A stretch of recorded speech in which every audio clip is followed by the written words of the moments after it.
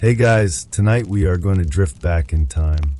Feel the gentle breeze of the Great Plains as it whispers through the tall grass, swaying it in a silent, golden rhythm. Imagine a sky so vast and blue, it feels like you could fall right into it. A canvas untouched by the contrails of jets or the glow of distant cities. It's peaceful, isn't it? A serene escape. But this gentle daydream is where our journey begins, and you'll soon find that the quiet of the Old West wasn't calm, it was empty.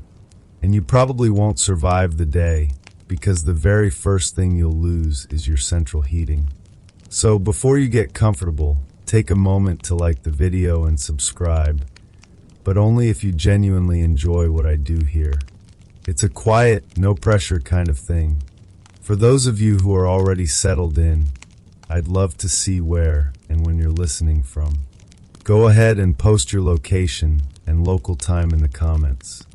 It's always nice to know where our little community is tuning in from.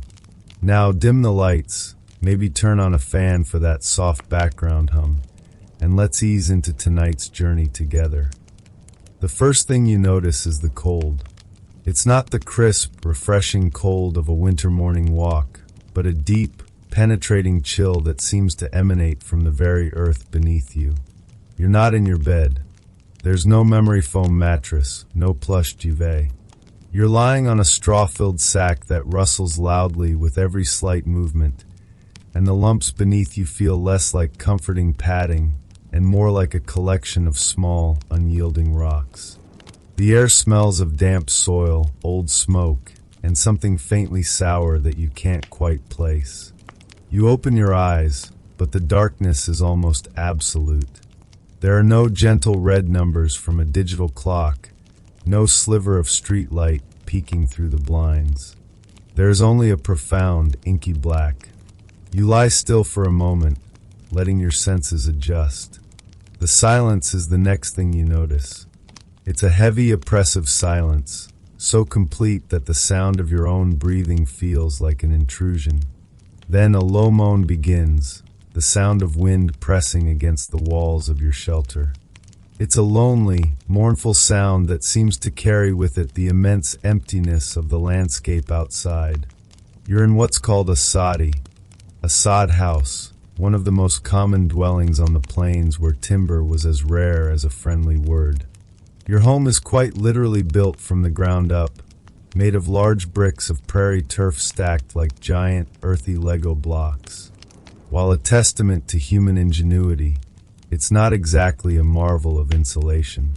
That deep chill you feel is the frozen earth itself, seeping through the walls and the dirt floor. During the summer, this same structure will offer a brief respite from the baking sun, but it will also become a damp, humid cave that leaks muddy water during thunderstorms and occasionally drops spiders, snakes, and mice from the ceiling. A little unexpected company to keep things interesting. As a sliver of weak, gray light finally filters through a small, glassless window opening, you decide it's time to face the day. There is no snooze button here. Procrastination is a luxury that costs more than you can afford. The temperature inside your one-room home is likely hovering just above freezing, and the only way to change that is to create fire. You swing your legs off the cot, and your bare feet meet the hard, cold-packed dirt floor. The shock of it travels straight up your spine, a jolt more effective than any double espresso. Your first chore of the day isn't scrolling through your phone or brewing a pot of coffee. It's finding and managing fuel. If you're lucky, you have a small, precious pile of wood scavenged from a distant creek bed. But on the vast, treeless plains, wood is a resource more valuable than gold. More likely, your fuel source is something far more humble, dried buffalo or cow droppings, affectionately known as chips. You gather these from the surrounding prairie, a task that is as humbling as it is necessary. They burn surprisingly well, with a slow, smoldering heat and thankfully very little odor. Still, The act of building a fire with dried manure before the sun has even risen is a gentle reminder that your new life is stripped of all modern pleasantries. You have to wonder if this is what they meant by getting back to nature. With the small stove or fireplace finally crackling to life, a fragile bubble of warmth begins to push back the oppressive cold. But your work has only just begun. Next is the water. You grab 2 heavy wooden buckets and step outside. The wind hits you with physical force, a relentless, cutting gale that whips at your thin clothes and makes your eyes water. The sky is a pale, washed-out canvas, and the landscape stretches out in every direction, an endless expanse of brown, dormant grass under a sky that feels both immense and indifferent. There is no friendly neighbor's house in sight, no paved road, just the vast, silent land. Your water source is a creek, nearly a quarter of a mile away. The path is uneven, frozen mud, and with every step, you feel the strain in your arms and back. When you finally reach the creek, you have to break a thin layer of ice at the edge to dip your buckets. The water is numbingly cold, and as you haul the now full buckets up the bank, water sloshes over the rims, soaking your trousers and freezing almost instantly. The walk back is a slow, agonizing trudge. The weight of the water, around 80 pounds in total, is immense. By the time you stumble back into your sadi, your shoulders are screaming, your hands are raw and numb, and you've spilled at least a quarter of your precious cargo. This single task, which we accomplish with the simple turn of a faucet, has taken you nearly 30 minutes of strenuous, painful labor. And you'll have to do it all over again, several times a day. This daily reality for pioneers is a core part of the Homestead Act of 1862, which promised land to settlers, but made no promises about the back-breaking labor required to simply exist on it. Now at last, you can think about breakfast. But the meal waiting for you is not a reward for your hard work. It is merely fuel. On the menu this morning, and most mornings, is a simple cornmeal mush, or perhaps some hardtack. Hardtack is a simple, unleavened biscuit made from flour, water, and salt. It's baked until it's, well, as hard as a rock. It's infamous for its durability. It could last for months, even years, without spoiling, which also meant it was nearly impossible to eat without soaking it first. You drop a few of these dense crackers into a cup of hot water from the kettle, watching them slowly, reluctantly absorb the liquid. While you wait, you might prepare some coffee. Real coffee beans are a rare and expensive luxury. Your brew is more likely made from roasted rye, chicory root, or even burnt acorns ground down and boiled in water. It's dark, it's hot, and it's bitter, but it bears little resemblance to the aromatic brew you're used to. It's a pale imitation, a ghost of a memory.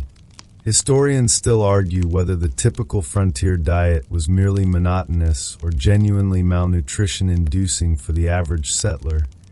But as you chew on your softened, flavorless biscuit and sip your ersatz coffee, you can feel the distinct lack of joy in the meal. There is no delight here, only necessity.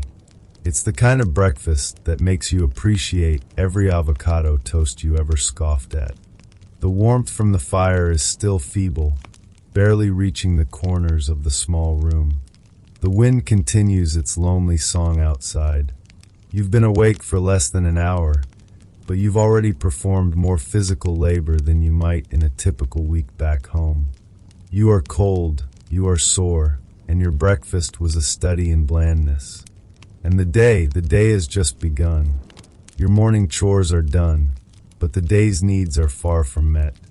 You are low on flour and salt, and your tiny supply of precious coffee beans, the real ones, saved for a special occasion that never seems to arrive, is dwindling.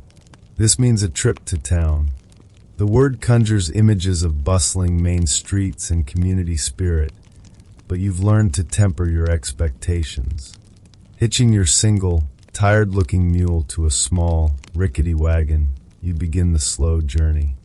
The trip is only a few miles, but across the rutted, uneven prairie, it takes the better part of an hour. The rhythmic creak of the wagon wheels and the soft plodding of the mule are the only sounds, a monotonous soundtrack to a landscape that refuses to change. Finally, you see it on the horizon. It doesn't rise gracefully, but rather appears as a low, jagged scar on the flat earth. A handful of squat, weathered buildings huddled together as if for warmth against the immense, oppressive sky. As you draw closer, the first true sensory experience of the town hits you, and it is the smell. It's a complex, layered assault on your nostrils. The sharp, ammonia-like tang of horse and ox manure, the sour stench of overflowing outhouses, the acrid smoke from dozens of little chimneys burning soft coal or wood, and underneath it all, a faint, sickly sweet odor of decay that you try very hard not to identify. You guide your mule down what is generously called the main street. It is not paved with cobblestones or even gravel. It is a wide, churning river of mud. In the dry season, it's a choking desert of fine dust, but now, in the damp cold, it is a thick, brown slurry. This isn't just mud. It's a primordial soup of soil, water, animal droppings, discarded trash, and spit. You see a pig rooting happily in a particularly deep puddle. The street is a testament to the fact that sanitation is not a priority here. It's not even a concept. You navigate the wagon carefully, trying to find the shallowest path, but the wheels sink deep, and the mule strains with the effort. To avoid wading through this quagmire, the townsfolk have built boardwalks. These are not charming, inviting pathways. They are raised wooden sidewalks, constructed of rough, uneven planks with treacherous gaps between them. They are stained with mud and tobacco juice, and you walk on them with careful, deliberate steps, mindful that a misplaced foot could result in a twisted ankle or a shoe disappearing into the muck below. You tie your mule to a long hitching rail outside the general store, giving it a reassuring pat. The poor creature looks as thrilled to be here as you are. Before you buy your supplies, you decide you need a moment to collect yourself. The only public establishment open is, of course, the saloon. You push open the heavy, swinging doors, and the change in atmosphere is immediate and profound. The dim, hazy interior is a stark contrast to the stark light outside. The air inside is thick and heavy, a suffocating blanket of stale beer, cheap whiskey, sweat, and thick, billowing clouds of tobacco smoke. It clings to your clothes and coats the back of your throat. The room is quiet, but it is not a peaceful quiet. It's a tense, watchful silence. A few men are scattered at rough-hewn tables, nursing glasses of amber liquid. A lone figure stands at the long, scarred wooden bar, his back to the room. The bartender, a large man with a weary expression and a stained apron, gives you a brief, indifferent nod. There is no cheerful piano player, no rousing sing-along. That's a fantasy. The saloon is the town's central nervous system, a place for business, for lonely men to drink away their meager wages, and for tensions to simmer just below the surface. A mainstream historical fact is that these saloons often served multiple purposes beyond drinking. They were sometimes the post office, the courthouse, or the only place to get a hot meal. But that doesn't make them friendly. You are an outsider here, and you can feel it. Every eye in the room has registered your entrance, assessed you, and dismissed you in the space of a heartbeat. You are not a regular, not part of the delicate, unspoken social ecosystem. You learn quickly that there are unwritten rules here. You don't make eye contact for too long. You don't speak unless spoken to. You certainly don't take a seat at a table that is already occupied, even if there are empty chairs. A misplaced word, a glance held a second too long, could be misinterpreted as a challenge. It's not that a gunfight is likely to break out, That's exceedingly rare, but a grim, joyless brawl is a definite possibility. You order a beer, which is served warm and tastes slightly sour, and stand by yourself at the end of the bar. You're just here for the ambience, you tell yourself, the delightful, soul-crushing ambience. While you're nursing your drink, a commotion begins near the door. Two men, likely prospectors or farmhands, are arguing loudly. Their words are slurred, a torrent of grievances about a shared claim or a gambling debt. The argument escalates, and just as it seems about to come to blows, the town sheriff ambles in. But this is not the tall, resolute hero of legend. He's a middle-aged man with a prominent belly, who also happens to own the general store. The badge pinned to his vest seems more like an afterthought than a symbol of authority. He doesn't dispense justice with a cool head and a steady hand. He wades into the argument with a weary sigh, separating the two men with a great deal of annoyed shoving. He listens to their complaints for a moment, then declares that they should both spend the night in the town's single, dilapidated jail cell to cool off. There is no investigation, no due process. Justice here is swift, arbitrary, and mostly designed to restore quiet as quickly as possible so that business can resume. Historians still argue whether the legendary lawlessness of the West was an exaggerated myth or a genuine reflection of a society operating on the brink of chaos. From your vantage point at the bar, it seems less like chaos and more like a pervasive, weary incompetence. The law is not a shield for the innocent. It's a tool to maintain a very basic, very fragile order for the benefit of the town's business owners. Here's a quirky little tidbit for you. In many of these frontier towns, the jail was often just a reinforced room in the back of a store or saloon, and sometimes, for minor infractions, a sentence might involve being chained to a heavy log in the middle of town for a day as a form of public humiliation. It was practical, cheap, and probably more effective than a night in a flimsy cell. You finish your beer, the taste lingering unpleasantly on your tongue. The brief, clumsy display of justice has done nothing to make you feel safer. The town, which from your isolated soddy seemed like a bastion of civilization, now feels like a different kind of wilderness. It is a wilderness of men, of quiet desperation and simmering resentment, governed by flimsy rules and the whims of those who hold a sliver of power. You turn and push your way back out through the swinging doors, grateful for the cold, clean air, even if it carries the stench of manure. You have your flour and salt to buy, and then you can retreat to the relative peace of your own cold, lonely home. Back in the relative quiet of your soddy, you stack your meager provisions, the sack of flour, the precious salt, in a corner, away from the dampest part of the wall. The trip to town has left a residue on you, a film of grime and a lingering sense of unease. The sun is higher in the sky now, but it offers little warmth, and the wind has not ceased its relentless assault on your small home. There is still wood to be chopped for the evening fire, a task that offers no reprieve. You take your axe to a small pile of gnarled, weathered logs you managed to scavenge on a previous journey. The wood is hard and stubborn. As you bring the axe down in a practiced, weary swing, your grip slips for just a fraction of a second. It's not a dramatic, movie-style accident. It's a small, stupid mistake. The axe head glances off the log, and the sharpened edge slices cleanly across the back of your hand. It's not a deep wound, but it's long, and it bleeds freely, the bright red drops stark against the pale skin of your knuckles. In your old life, this would be an annoyance. You would curse, wash the cut thoroughly with soap and warm water, apply some antiseptic cream from a tube, and cover it with a sterile, adhesive bandage. The entire event would be forgotten within an hour.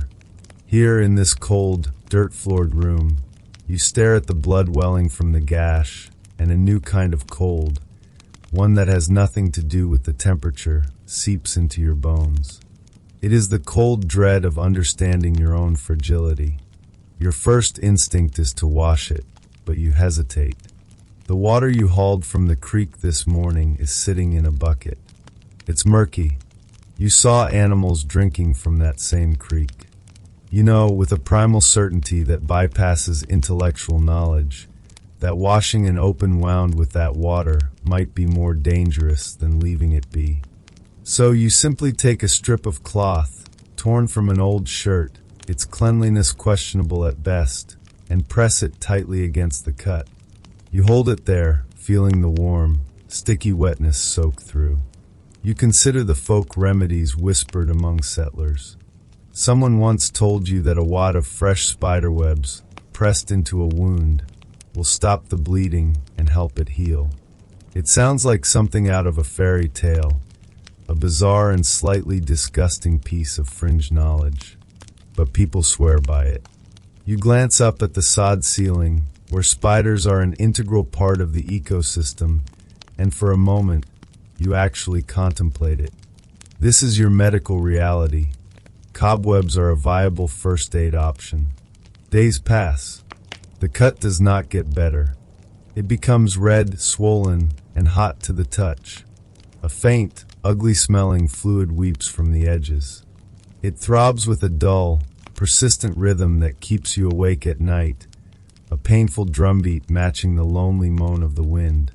You have a fever. The work doesn't stop, but every swing of the axe, every bucket of water you carry, sends a fresh wave of fire up your arm. You know you need help. You need a doctor. The doctor in the nearest town is also the barber and, on occasion, a tooth puller. His medical training is a hodgepodge of apprenticeship, outdated textbooks, and grim, hands-on experience. His office is a small room at the back of his barbershop, and it smells of hair tonic and something metallic and vaguely unsanitary. You show him your hand, and he examines it with a practiced, detached air. He doesn't wash his hands before he touches you. The concept of germs, pioneered by Lister and Pasteur, is still a radical, largely unaccepted theory in the far-flung corners of the world. He might see the pus and inflammation not as a sign of infection, but as a laudable part of the healing process, the body expelling its bad humors. He offers you two choices. He can try a poultice, or he can bleed you. Bloodletting, a medical tradition thousands of years old, is still a common practice. The theory is that your sickness is caused by an excess of bad blood, and draining some of it off will restore your body's natural balance. It is, of course, utterly useless for a bacterial infection and will only weaken you further. The poultice might contain bread and milk to draw out the poison, or it might contain something more dangerous, like lead acetate. He might also give you a dose of calomel, mercury chloride, a powerful laxative believed to purge the body of disease. It's a brutal poison that could make your hair and teeth fall out. It's a grim inside joke among historians that George Washington was likely hastened to his death by the aggressive bloodletting and mercury treatments he received for a throat infection. Your options are a potentially toxic paste, a weakening blood drain, or a dose of poison. There's no third option for antibiotics. That's a future you can't even dream of. This constant, low-level threat to your physical well-being is compounded by another, more pervasive issue: your own hygiene, or lack thereof. The simple act of taking a bath is a monumental undertaking. You would have to haul bucket after bucket of that frigid creek water, let's say 50 gallons for a decent soak. Then you'd have to heat it, bit by bit, over your precious fire, a process that would consume an enormous amount of your fuel and take hours. All of this for a bath in a small wooden or metal tub in the middle of your freezing, drafty room, from which you would emerge clean, but immediately cold. For most, it simply isn't worth the effort. Baths are a seasonal luxury, not a daily ritual. As a result, you are in a state of perpetual low-grade filth. Your skin is grimy, your hair is greasy, and your clothes are stiff with sweat and dirt. And you are not alone. You are a walking ecosystem. Lice are a constant, itchy companion, living in the seams of your clothing and the hair on your head. Fleas, carried in by prairie dogs or the mule, bite at your ankles. This isn't just uncomfortable, it's dangerous. Body lice are carriers of diseases like typhus. A simple itch could be the herald of a deadly fever. This brings you to the greatest terror of all, the invisible killers. You may fear a saloon brawl or a rattlesnake bite, but the most likely thing to end your life out here is a disease you can't see. Your water source, that picturesque creek, is almost certainly contaminated with human and animal waste from miles upstream. Every cup you drink is a roll of the dice. Cholera, a waterborne illness, can take a perfectly healthy person and reduce them to a dehydrated husk in less than a day. Dysentery, another intestinal ailment, is a constant, debilitating threat. Then there are the airborne plagues. Smallpox, tuberculosis, diphtheria, scarlet fever. In your small, poorly ventilated sati, a single cough from a visitor can hang in the air for hours, a suspended sentence. Epidemics sweep through the isolated communities of the West with terrifying speed and lethality. There are no vaccines to protect you, no public health initiatives to curb the spread. Historians still debate the extent to which settlers understood the empirical link between sanitation and disease before the widespread acceptance of germ theory. Many certainly observed that cleanliness correlated with health, but the why was a mystery, often attributed to morality or divine will rather than microscopic organisms. You lie on your lumpy straw mattress, your hand throbbing, your body feverish and itchy. You feel a profound sense of betrayal by your own body, which has become a fragile vessel in a hostile world. The cut on your hand wasn't a dramatic injury, but it has opened the door to a host of dangers you are utterly unequipped to fight. You are not battling a visible enemy. You are in a quiet, slow-motion war against bacteria, against filth, against the water you drink and the air you breathe. And as you drift into a restless, fevered sleep, you realize that survival here isn't about being tough. It's about being lucky. The poultice didn't work. The bleeding didn't work. The mercury pills just made you sick. Your hand remains a swollen, angry thing, the infection a smoldering fire in your body that leaves you weak and perpetually feverish. The barber doctor, having exhausted his meager arsenal of treatments, finally gives you the only honest piece of advice he has. There's a doctor at a military fort, a real one, trained in surgery. It's 60 miles away. 60 miles. In your old life, that's an hour's drive on a smooth highway. Here, it's an eternity. It is a journey you may not survive, but staying here is a certain slow death. So you pack. You load your rickety wagon with what little you have. A few blankets, your remaining sack of flour, a slab of salted bacon, a barrel of that questionable creek water, and all the dried cow chips you can gather for fuel. Every movement is an effort. Your head pounds, and the fever makes the cold air feel both icy and suffocating. You look back at your sati, the miserable little hovel that you've cursed 1,000 times.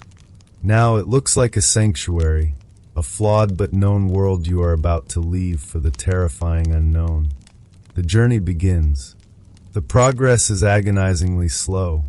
Your mule, your only companion, plods forward with a grim determination, pulling the heavy, creaking wagon over the uneven ground.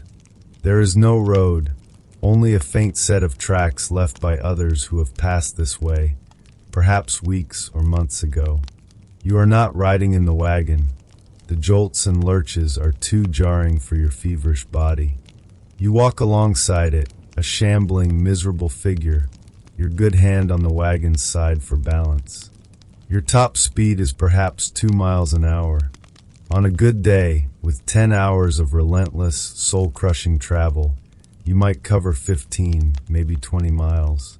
The great wagon trains on the Oregon Trail, a well-established route, considered 15 miles a successful day's journey. You are on an unmarked path, alone and sick. You laugh a bitter, silent laugh as you think of all the times you complained about a traffic jam on the interstate. That was a different universe, a different kind of time. Here, time is measured not in minutes and hours, but in the slow, relentless turning of the wagon wheels and the gradual, almost imperceptible shift of the sun across the vast, empty sky. The landscape is a tyrant. It is a monotonous, unending ocean of brown grass, stretching to a horizon that you can never, ever reach. The sheer scale of it presses down on you. For the first day, you watch the slight smudge of your sadi shrink behind you until it is swallowed by the prairie. Then there is nothing. No trees, no hills, no distinguishing landmarks. Just the grass, the sky, and the wind. The wind is your constant tormentor, a physical presence that pushes against you, steals the warmth from your body, and whispers endless, empty nothings in your ears. The real dangers of the trail have nothing to do with the dramatic ambushes you've seen in dime novels. The threat isn't a band of whooping riders cresting a hill. The true enemy is monotony, accident, and the elements. On the second day, a wheel hits a rock hidden in the tall grass. There's a sharp crack, and the wagon lurches to a halt, listing drunkenly to one side. A broken axle. There is no roadside assistance. There is no one to call. There is only you, your failing body, your limited tools, and a problem that could very well be a death sentence. You spend the better part of a day wrestling with it, using your small axe and a few pieces of scavenged wood to try and fashion a splint. Your throbbing hand screams in protest. Sweat and tears of frustration mingle on your grimy face. You work in a bubble of desperate, silent focus because the alternative is to give up, and to give up is to die. This is the reality of frontier travel. A single, mundane mechanical failure can be more deadly than any outlaw's bullet. It's a pretty terrible business model, selling a product with no warranty or support service whatsoever. While you work, you think about the flimsy, hand-drawn map the doctor gave you. It marks a river you're supposed to cross and a distinctive rock formation to watch for. But you have a nagging fear, fueled by a fringe piece of trail lore you once heard. Many of the early guidebooks and maps were notoriously unreliable. They were written by travelers who passed through years before, describing water sources that had since dried up or landmarks that had been eroded by the wind. You could be following instructions into a trap set by time itself. The psychological toll is, perhaps, the worst part. The isolation is absolute. Days pass without seeing another living soul. The silence is so profound it feels like a physical weight. At night, you huddle by a tiny fire fueled by your precious cow chips, the small circle of light only emphasizing the immense, swallowing darkness that surrounds you. The stars are brilliant, cold, and utterly indifferent. You are an insignificant speck in a vast, uncaring wilderness. The loneliness is a slow-acting poison, eroding your will, making you question your own sanity. You start talking to the mule, not for companionship, but just to hear the sound of a voice, even if it's your own. You think about the myths of the West, of the rugged individualist, the solitary hero who tames the wilderness through sheer force of will. From where you stand, shivering and sick by your broken wagon, it feels like a cruel joke.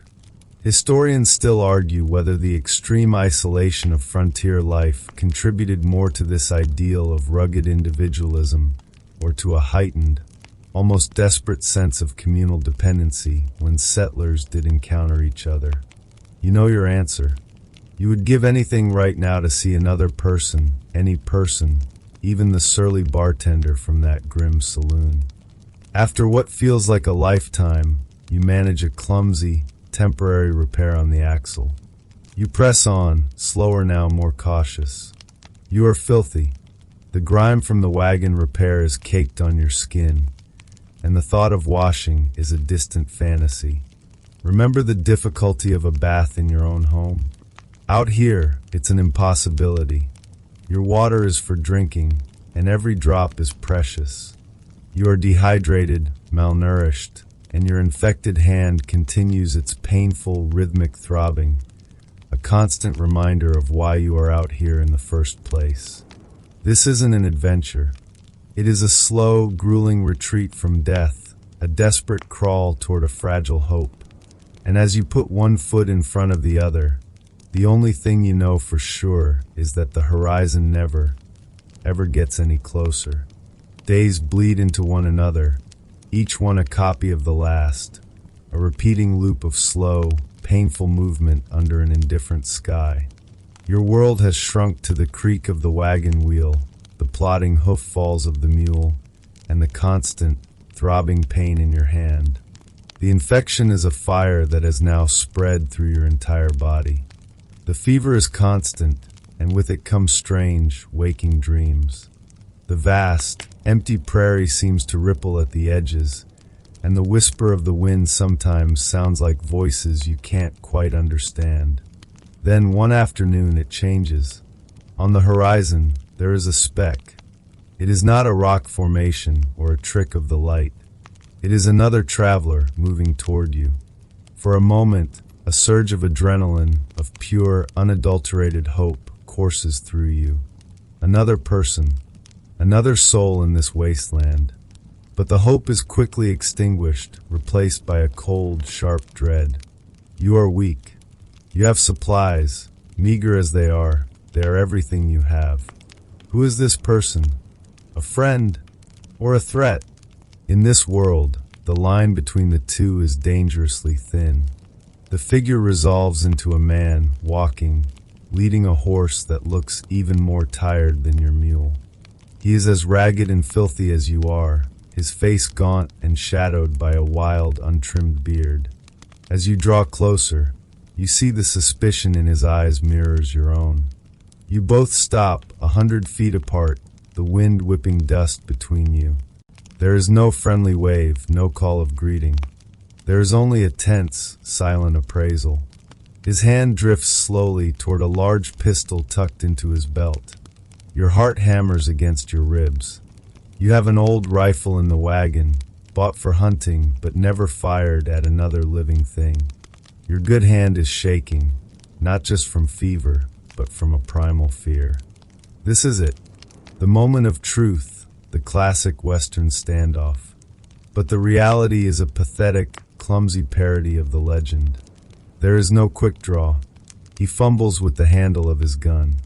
You clumsily reach into the wagon, your movements slow and awkward. The rifle feels heavy, alien in your grasp. You raise it, but the barrel trembles, and you can't seem to get a clear sight.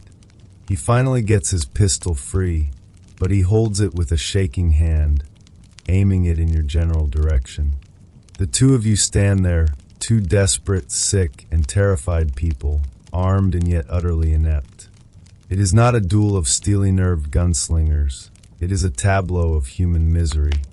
A mainstream fact that feels profoundly true right now is that the most famous gunfight in history, the shootout at the OK Corral, was a chaotic, close-range affair that lasted all of 30 seconds. This tense, shaky silence stretches for an eternity longer. Finally he speaks, his voice a dry rasp. Water. The word hangs in the air. It's not a threat. It's a plea. You look at his horse, its head hung low, and you see the cracked earth around you, and you understand. You gesture with your rifle barrel toward the water cask on the side of your wagon. Take what you need, you manage to say, your own voice hoarse. Then go. He never lowers the pistol, and you never lower your rifle. He shuffles cautiously toward the wagon, fills a canteen, and backs away, his eyes locked on you the entire time. He gives a short, jerky nod, then turns and continues his journey, disappearing back into the vastness from which he came. The gunfight was a farce. The climax was an exchange of weary desperation. There was no glory, no honor, only the stark reality of survival. As you lower the heavy rifle, a profound wave of disillusionment washes over you. This is the truth of the West. It is not a land of adventure and fortune.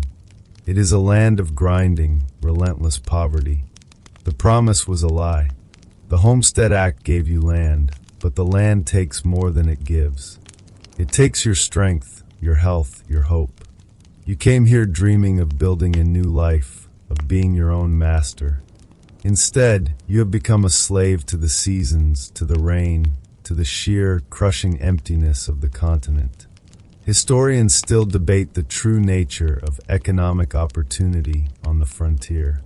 Was it a safety valve for the poor of the East, a place where a person could truly start over?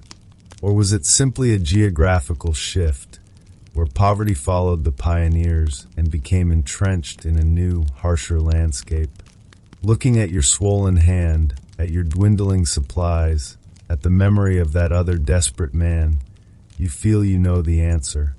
The struggle for simple subsistence is so all-consuming that the idea of getting ahead is a laughable fantasy. You have seen the elephant, as the old-timers say, a quirky 19th century phrase for confronting a hardship so immense and overwhelming that it shatters all your illusions. And once you've seen it, you can never unsee it.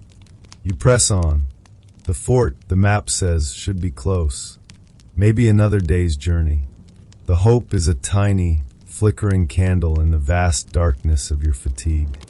And it is here, in these final, stumbling miles, that you understand the final, quiet truth.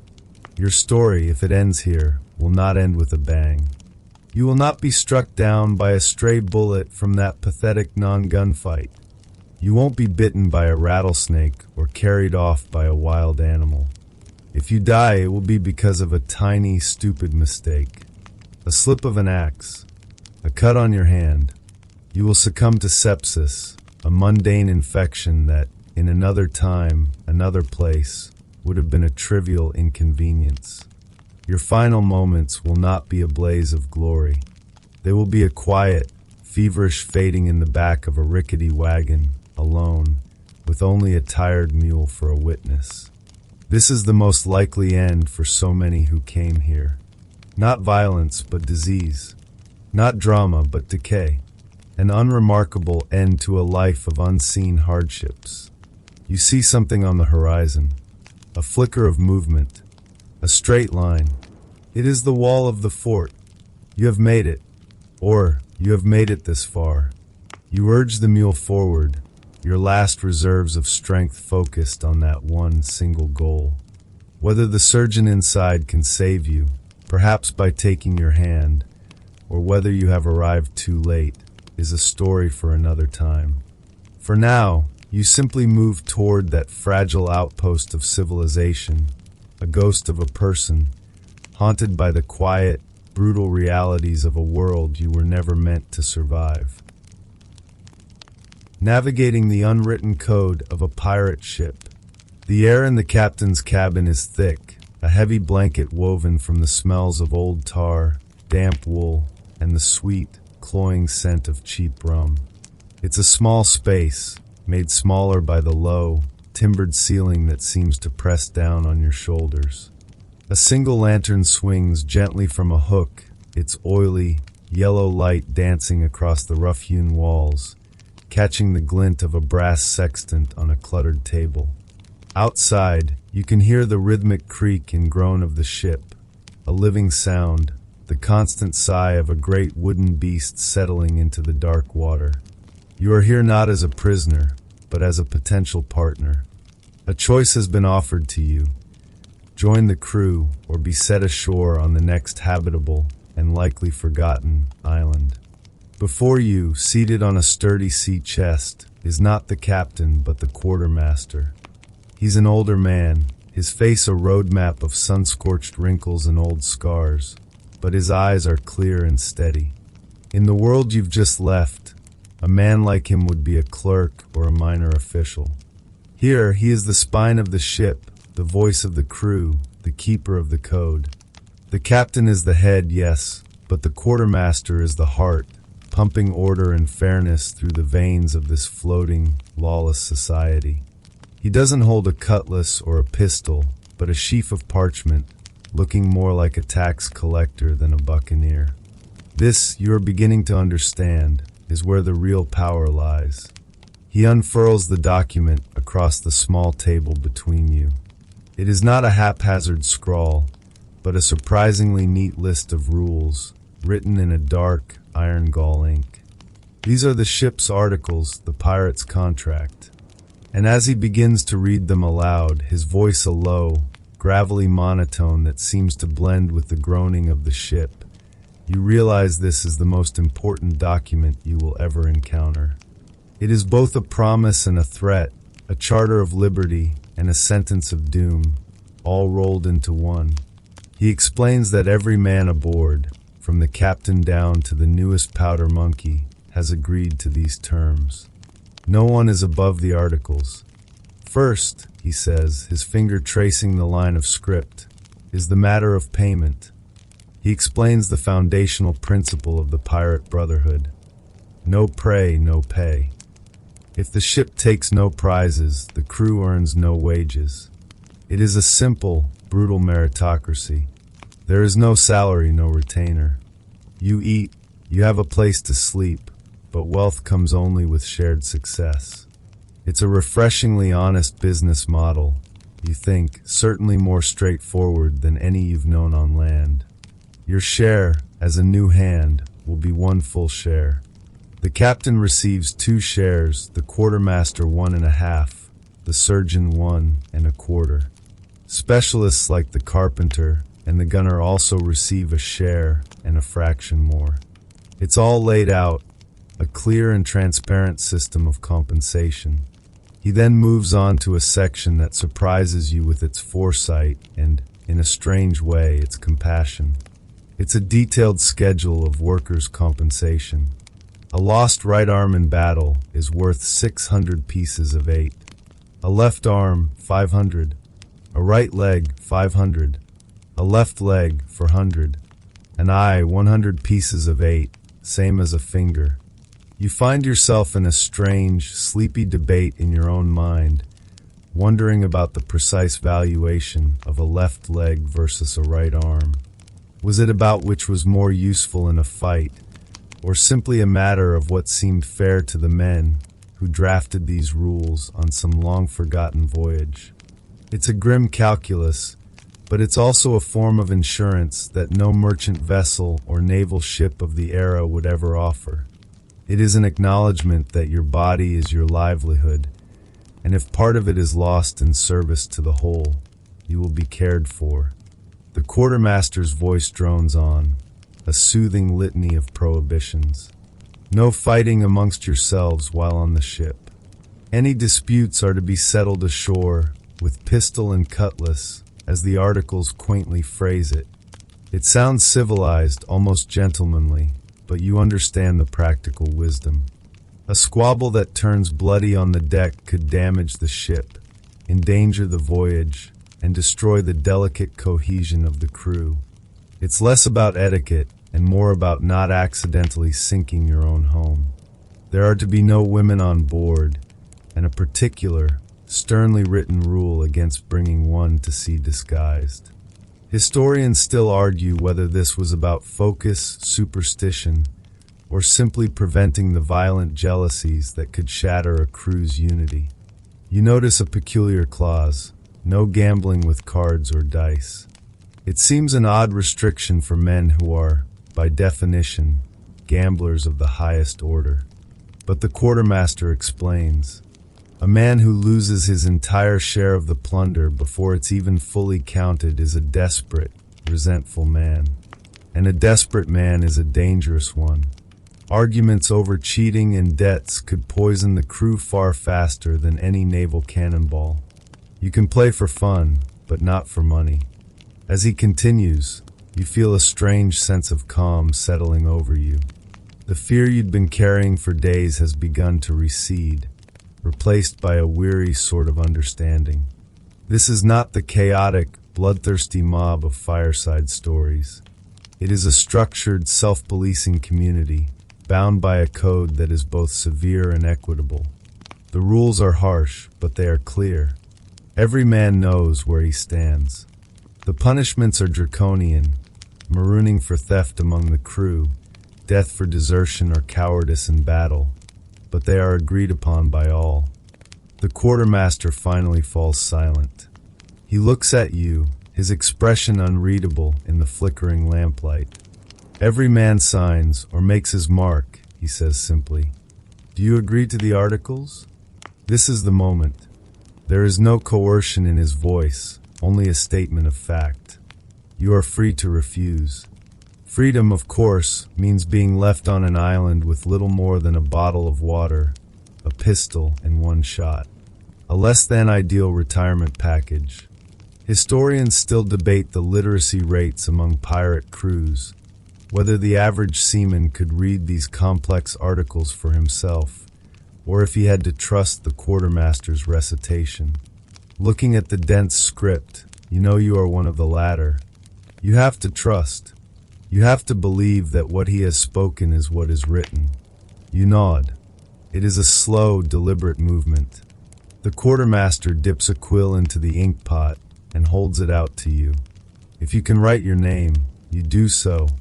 If not, you dip your thumb in the pot of tar used for ship repairs and press it firmly at the bottom of the parchment, next to the dozens of other smudges and signatures. Your mark. Your pledge. You are no longer a captive. You are part of the crew. You have signed on to the unwritten code, made tangible in this single precious document. For now, the gentle rocking of the ship feels less like a prison and more like a cradle. You leave the close air of the cabin behind, stepping back onto the main deck. The cool night air feels clean in your lungs, a welcome relief from the fug of rum and old paper. The quartermaster gave you a simple instruction: find the bosun and join the larboard watch. The ship is divided into two halves, two families of labor that trade shifts around the clock. The starboard watch, led by the captain, and the larboard or port watch, led by the first mate. You are now part of the latter. For 4 hours, you will work. For the next 4, you will try to sleep. This simple, repeating rhythm will become the new metronome of your life, a cycle dictated not by the sun and moon, but by the turning of the ship's bell and the needs of this floating world. The first few days are a blur of exhaustion and soreness. Your muscles, accustomed to the rhythms of land, ache with the strain of new, strange labors. Your hands, once soft, are now raw and blistered, the skin broken and then slowly, painfully calloused. The drudgery of life at sea is a thing of profound, soul-crushing monotony. It is not the swashbuckling adventure of ballads. It is work. Hard, constant, and utterly essential work. The ship is a demanding mistress, always thirsty, always threatening to fall into disrepair. Your day often begins before dawn, with the rough shake of a crewmate and a grumbled. On your feet, the watch is turning. You stumble from the cramped, foul-smelling forecastle, where dozens of men are crammed into hammocks slung so close together that you can feel the warmth of the man sleeping next to you. Personal space is the greatest treasure on this ship, and no one has any of it. You already know the sleeping habits of a dozen strangers: the man who snores like a saw cutting through green wood, the one who mutters about lost loves, the other who twitches and kicks as he dreams of a phantom fight. Once on deck, the chores begin. The first and most relentless is the pumping of the bilge. Every wooden ship leaks. It is a simple, unavoidable fact of life. The sea is always trying to get in, and your job is to politely but firmly show it the door. 2 or 3 of you will man the pump handles, a back and forth, seesawing motion that feels endless.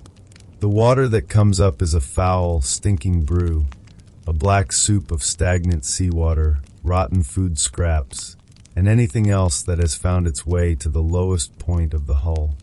The smell is eye-watering, a unique perfume of decay and salt that clings to your clothes and hair for hours.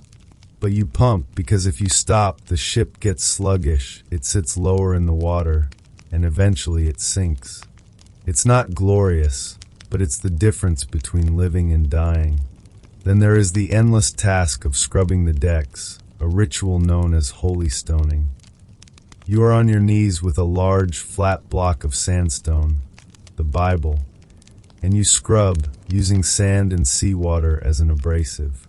Smaller stones for getting into corners are called prayer books. You can appreciate the gallows humor in the naming. The work is back-breaking, scraping away the grime and slime that could send a man skidding overboard in a storm. It also keeps the wood from rotting. As you scrub, you feel the grain of the planks under the stone, the subtle curve of the deck, the way the ship breathes beneath you. It is a slow, meditative act of maintenance, and through it, you learn the very shape of your new home. Higher above, there is the rigging, a complex web of more than 100 ropes and lines that control the sails. This is the ship's nervous system, and it requires constant care. The standing rigging, the thick, heavy cables that hold the masts in place, must be protected from the corrosive bite of the salt spray. The preferred method is tarring. You are sent aloft, climbing the rope ladders called shrouds, a bucket of sticky, black pine tar in one hand. The view from the masthead is terrifying and sublime. The world becomes a vast circle of blue, the ship a tiny sliver of wood beneath you. But there is little time for sightseeing. You cling to the ropes, your body swaying with the gentle roll of the ship, and you work the foul-smelling tar into the fibers of the hemp cables. It gets on your hands, in your hair, on your face. For days afterward, everything you touch will carry the faint, sharp scent of pine tar. The food is as monotonous as the work. The ship's cook, a man named Silas who lost his leg to a cannonball years ago, does his best with what he has. But what he has is not much. The staples are salted beef, so tough you could use it to sole a boot, and ship's biscuit, a form of hardtack so notoriously dense that sailors would joke about using it as a weapon. You learn to tap the biscuit on the table before you eat it, not out of superstition, but to knock loose the weevils that have inevitably made their home inside. You try not to think about it too much. Extra protein, one of the old hands' jokes, is extra protein. Sometimes there is oatmeal, or a stew made from whatever is on the verge of turning. You eat your meals in a small, designated mess area, sharing a wooden bowl and spoon with a handful of other men. The conversation is sparse, mostly complaints about the food, the work, and the weather. You learn the subtle, unwritten rules that govern this tiny society. You learn not to whistle, a superstition that claims it will whistle up a storm. You learn to coil a rope in a neat, clockwise circle, so it will run free when needed. You learn that the head, the ship's toilet, is just a pair of wooden seats projecting from the bow, open to the wind and the waves. It offers a spectacular view, but absolutely no privacy. Cleanliness is a luxury. You wash your clothes and yourself with salt water, which never quite feels clean and leaves your skin stiff and chafed. You see men using a foul-smelling mixture of lye and urine to bleach their shirts, the ammonia cutting through the grime in a way fresh water never could. It's a quirky and pungent tidbit of domestic science you wish you could forget. During a calm spell, the captain orders the ship to be careened. The vessel is sailed into a shallow, protected cove and deliberately tipped onto its side during low tide, exposing one half of the hull. Your job is to scrape. You wade into the knee-deep water with scrapers and brushes, removing the thick crust of barnacles, seaweed, and the dreaded shipworms that can bore through a plank of oak in a matter of months. It is grueling, smelly work under a hot sun, but as you scrape away the marine growth, you are preserving the ship's speed and its very life. It is during this process that you first see the true craftsmanship of the vessel, the elegant lines of the hull that are usually hidden beneath the waves. Historians still argue whether the average pirate was a master mariner, forced into piracy by circumstance, or merely a desperate opportunist who learned on the job. Looking at the skill and knowledge on display during the careening, from the shipwright checking for damage to the sailmakers mending tiny tears in the vast canvases, you suspect it's a bit of both. This isn't just a band of robbers. It's a team of highly specialized technicians. It's a strange and soothing thought that even here in this lawless world, there is a deep and abiding respect for craft. And as you fall into your hammock that night, exhausted and aching, the gentle rocking of the careened ship feels like the slow, deep breathing of a sleeping giant you have spent the day tending to. The long, lazy weeks of routine are eventually broken by the grating sound of human conflict. It doesn't start with the roar of a cannon or the clash of steel, but with a muttered accusation in the mess. A man named Davies, a wiry fellow with perpetually worried eyes, claims that his small, personal stash of tobacco, a rare luxury purchased from a friendly fisherman a month ago, has vanished from his sea chest. He suspects a burly, quiet sailmaker named Finn, with whom he'd had a minor disagreement over a game of checkers days earlier. In the cramped, interconnected world of the ship, secrets are impossible to keep, and grievances, no matter how small, tend to fester. The accusation hangs in the air, thick and unpleasant, and for a few tense hours, the delicate social fabric of the crew feels as though it might unravel. On a naval vessel, a boatswain's mate might have settled this with a rope's end. On a merchant ship, the men might have been left to sort it out themselves, likely with fists and bloody noses. But here, things are different. Davies, emboldened by the promises made in the articles, takes his complaint not to the captain, who is busy with his navigation charts, but to the quartermaster. You watch the exchange from a distance, mending a tear in a canvas sail with a needle and palm. The quartermaster listens patiently, his head cocked to one side, his expression giving nothing away. He doesn't dismiss the claim. He doesn't take sides. He simply nods and tells Davies that the matter will be heard by the company. Later that afternoon, with the sun beginning its slow descent toward the horizon, painting the sky in soft shades of orange and purple, the call goes out. All hands to the quarterdeck. There is no urgency in the cry, no alarm. It is a summons. The work of the ship temporarily ceases. The men on watch remain at their posts, but everyone else, the off-duty watch, the cook, the carpenter, the surgeon, gathers on the raised deck at the stern of the ship. This space, normally the preserve of the officers and helmsmen, is transformed into a courtroom. There is no judge's bench, no witness stand, no jury box. There is only the crew, leaning against the railings or sitting on coils of rope, their faces tanned and weathered, their expressions serious. You find a spot near the mizzenmast, your back against the solid wood, and watch the proceedings unfold. The captain is present, but he stands to the side, an observer just like you. He is the military commander in times of chase or battle, but in matters of internal discipline and justice, his authority is secondary. A foundational principle of pirate governance was the separation of powers.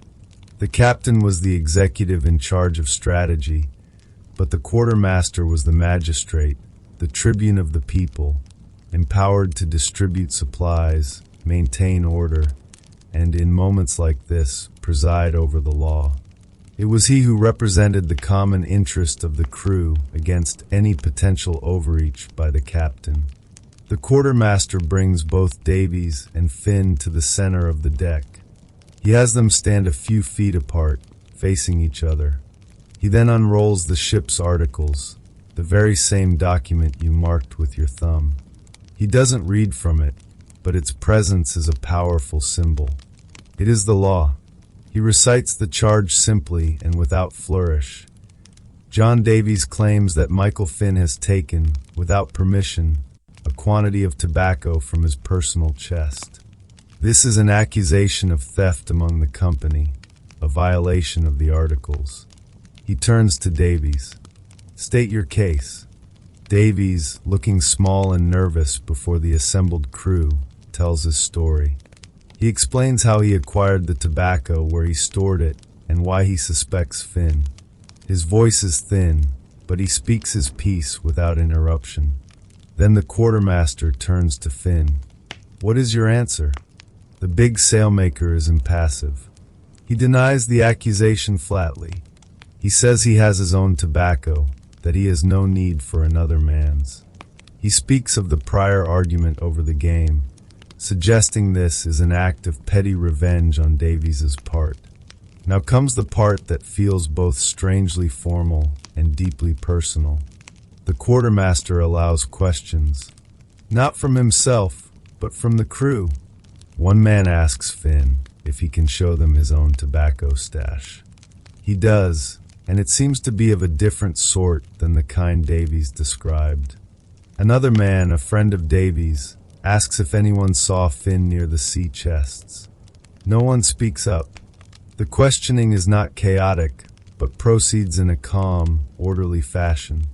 Historians continue to debate the true extent of this pirate democracy, whether these shipboard trials were always so judicious, or if they could devolve into mob rule. But what you witness today is a community genuinely attempting to police itself, to find the truth in a situation where there is no physical evidence, only one man's word against another's. With no definitive proof, the quartermaster moves to the final stage. He calls for an oath. It's a quirky and solemn bit of shipboard theater. A cutlass is laid flat on the deck. He asks Finn to place his hand upon the steel and swear his innocence, not to God, but to the company. The idea is that an oath upon the tool of your trade, the very symbol of your shared enterprise, is the most binding promise a man can make. To lie with your hand on the crew's steel would be an unforgivable betrayal. Finn places his large, calloused hand on the blade without hesitation. His voice is low but steady as he swears he did not take the tobacco. The quartermaster then turns to the assembled crew. You have heard the charge and the answer. You have heard the oath. What say you? There is a low murmur of conversation as men speak quietly amongst themselves. It is not a formal vote with a raising of hands. It is a search for consensus. The quartermaster listens, his eyes moving over the faces of the men. After a minute, a general sentiment seems to form. The oath was the deciding factor. The consensus is that Finn is innocent. The quartermaster declares it so. But the process is not quite over. He turns his gaze to Davies.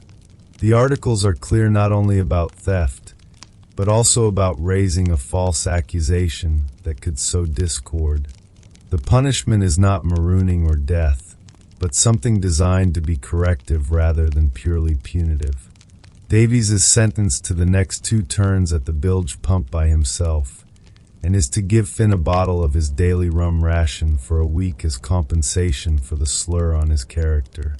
It is a simple, practical judgment. It makes Davies pay for his disruption, it makes a small amends to Finn, and most importantly, it considers the case closed. The men disperse, the tension is gone, and the routines of the ship resume as if they had never been interrupted. You watch Davies walk toward the pump with a resigned shrug, while Finn is already being clapped on the back by a friend. The quarterdeck is once again just a deck. The whole affair was less a trial and more a form of community mediation, a way to soothe the frictions that are inevitable when so many men live in such a small, enclosed space. And as you return to your mending, the gentle, rhythmic scrape of your needle through the canvas feels like another small part of the steady, orderly pulse of this strange, floating world. The change, when it comes, is not a dramatic cry from the lookout, but a subtle shift in the ship's energy. It's a quiet tension that coils through the deck, a straightening of shoulders, a focused look in the eyes of the older hands. The lazy rhythm of maintenance gives way to a controlled, purposeful readiness. A sail is spotted on the horizon, a fat merchantman riding low in the water, oblivious. The captain, now firmly in his element, issues a series of low, calm commands. The ship comes alive, but it is the awakening of a predator, not a panicked scramble. The sails are trimmed to catch every whisper of wind, the decks are cleared, and the gun crews move to their stations with a practiced efficiency. You are handed a cutlass and a pistol, the cold weight of them a stark reminder that the long days of drudgery were merely the prelude to moments like this. The battle itself is a confusing, noisy, and surprisingly brief affair. It is not the elegant swordplay of stage shows. It is an act of overwhelming intimidation. A single, perfectly aimed shot from the chaser gun rips across the merchantman's bow, a clear and brutal statement of intent. The black flag is raised, a stark silhouette of skull and bones against the blue sky, its message universally understood. More often than not, this is enough. A merchant crew, underpaid and with no real stake in the cargo, has little incentive to fight a vessel full of men who are, by definition, shareholders in the enterprise. Today is no different. The ship surrenders without a fight, striking her colors in a gesture of submission. The two ships are brought alongside each other, their hulls bumping gently in the swell. The mood is not one of wild celebration, but of business. This is the prey part of the no-pay arrangement, and it is handled with methodical care. The quartermaster, with a small, armed party, is the first to board the prize. His job is to secure the ship, its crew, and most importantly, its ledger. The real treasure map is often the ship's own cargo manifest. You are part of the team tasked with transferring the goods, and you quickly learn that plunder is rarely a chest full of glittering gold coins. The hold of the merchant ship smells of cinnamon and cloves, a strange, exotic perfume after months of nothing but tar, salt, and bilge water. The true wealth here is in commodities. You spend the next day heaving barrels of wine, bales of fine English cloth, and heavy sacks of sugar across a swaying plank from one ship to the other. There is lumber, casks of nails, and a crate of medical supplies, including precious quinine for treating fevers. One of the greatest prizes is a set of navigational charts, far more detailed than your own. To a pirate, information is as valuable as gold. It is all painstakingly logged by the quartermaster, who seems to have transformed from a magistrate into a very meticulous, if heavily armed, shipping clerk. It is during this process that the unwritten code is violated. A young crewman, one who joined only a few months before you, is seen slipping a small, silver locket from a passenger's trunk and hiding it within his shirt. It's a small, foolish act of personal greed. He isn't caught by an officer, but by another ordinary seaman who, without a word, goes directly to the quartermaster. The charge is laid, secreting plunder from the company. It is the cardinal sin. Every nail, every bolt of cloth, every silver locket belongs to the crew as a whole until it is divided. To steal from the prize is to steal from every one of your brothers, to invalidate the oath you all took on the articles. The matter is dealt with after the work is done. The merchant ship, and its crew are sent on their way, relieved to have escaped with their lives, if not their cargo. Then, the quarterdeck once again becomes a place of administration. First comes the payday. All the plunder is laid out or valued. The quartermaster stands before the crew, the articles in one hand and his ledger in the other. One by one, he calls out the names, and each man comes forward to receive his portion. The captain gets his 2 shares, the quartermaster his share and a half. The surgeon gets a bonus for the captured medical supplies. The man who first spotted the prize gets an extra half share. It's all done in the open, with absolute transparency. You receive your first full share, a small pile of coins, a bolt of fine linen, and a bottle of surprisingly good French wine. It is more wealth than you have ever held at one time. It is tangible proof that the system, this strange pirate contract, works. Then the mood shifts. The young thief is brought forward. There is no trial this time, as his guilt is not in doubt. He was seen, and the locket was found on his person. The captain speaks, his voice low and devoid of anger. He speaks of the trust that binds them, the fragility of their floating world, and the poison of a single man's selfishness. The punishment for this crime, as laid out in the articles everyone signed, is clear and absolute. He will be marooned. Historians still debate whether this was a common, everyday punishment or a more sensationalized threat reserved for the most extreme cases. But as you watch the longboat being lowered into the water, you know that for this young man, the debate is over. He is rowed to a tiny, teardrop-shaped island a few miles away, a spit of sand with a handful of palm trees, barely large enough to be called land. The articles are followed to the letter. He is given a flask of water, a pistol, a single shot, and a small amount of gunpowder. It is not an execution. It is a sentence of abandonment. It gives him the choice of how to face the inevitable, a final, cruel act of agency. You watch from the railing as the boat returns, leaving the lone figure standing on the beach. He doesn't shout or plead. He simply stands there, a small, dark shape against the white sand, growing smaller and smaller as your ship catches the wind and pulls away. There is no triumph among the crew, no satisfaction. There is only a profound, somber quiet. The ship creaks, the sails fill, and the routine resumes. But something has settled deep within you. You now understand the full meaning of the code you live by. It is a promise of fellowship, a guarantee of a fair share, and the source of your newfound wealth. But it is also utterly unforgiving. Its justice is as vast, as indifferent, and as final as the empty ocean surrounding you. The gentle rocking of the ship, which once felt like a cradle, now feels like the slow, patient breathing of something that both protects you and holds your life completely in its power.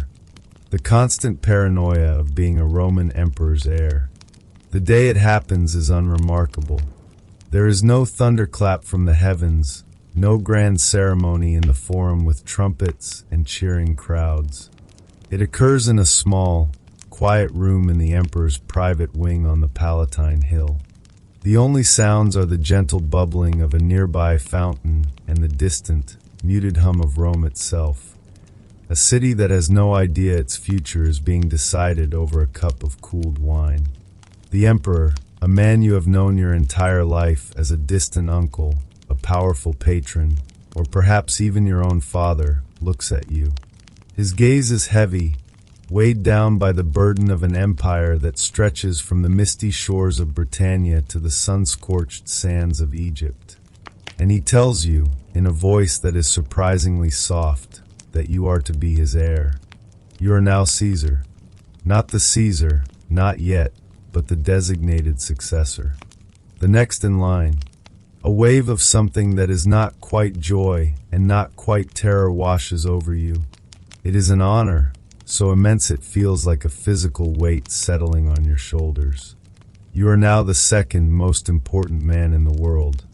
But as you walk back to your own villa, also on the Palatine, you begin to feel the gilded bars of your new cage closing around you. Your home, which yesterday was a place of comfort and privacy, now feels different. The marble floors seem colder, the frescoed walls seem to be watching you. The familiar scent of olive oil lamps and blooming jasmine in the peristyle garden feels like the cloying perfume of a beautiful trap. The first change is the people.